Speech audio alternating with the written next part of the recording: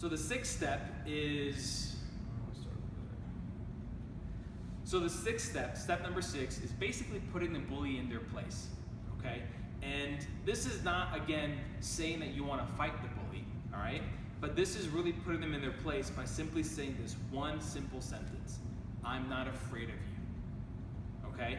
So this is pending that the bully said yes on the 5th question, number 5.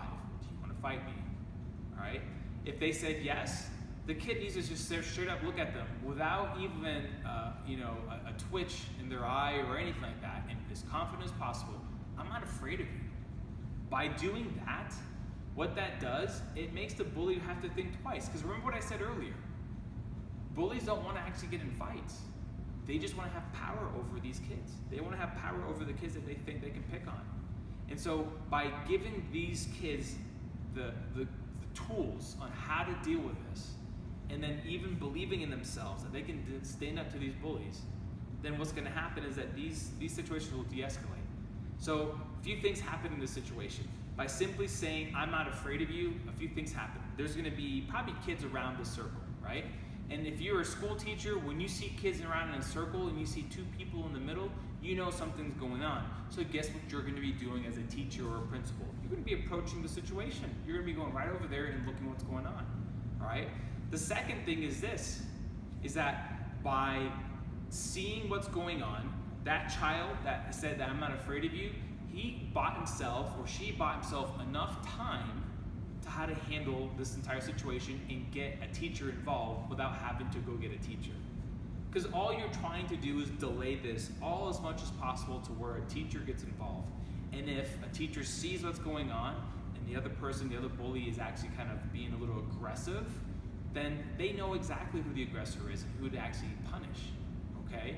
The second part is this, is that whenever someone says, I'm not afraid of you, there is going to be people around that circle, right? And they're all going to be, watching, and probably some of them might even have phones that are recording this, okay? And so what's going to happen is there's going to be oohs and ahs, or I can't believe he said that, or I can't believe she did that. And all that's doing, again, is buying time for the kid that's getting picked on, okay? And so what we're trying to do is we're trying to create situations where we try to empower our community to deal with bullying by standing straight up to them. Look at the bully in their face and telling them that they're not scared. By doing those simple things and having the confidence and the ability to doing that, if it happens for one child, guess what happens to everybody else that kind of has that, well, that kid is kind of scary. And they stand up to that bully. It starts changing people. And it starts really transforming your school. It starts transforming your community. So this is what I want to talk to you about, is that if you want to set up a time where we can actually discuss a bit more about how our bully defense presentation goes for your school, your community, your church, I'd love to do that, all right? It takes 30 minutes at the most to go over this with you. And so my goal is to work with you on approaching these bullying situations and how to best make this work for your school, okay? Whether your school is based on faith or whether your school is just, public school and it has a bunch of kids there, it doesn't matter. Because our philosophy is about finding a way to avoid the fight at all possible, okay? In our martial arts school, we do teach our kids on how to defend themselves. However, we always use that as a last resort. We always go through these 6 steps, these 6 power phrases, if you will, on how to deal with bullying. And by doing that, what that does is that it's empowering our students, our kids, on how to handle this.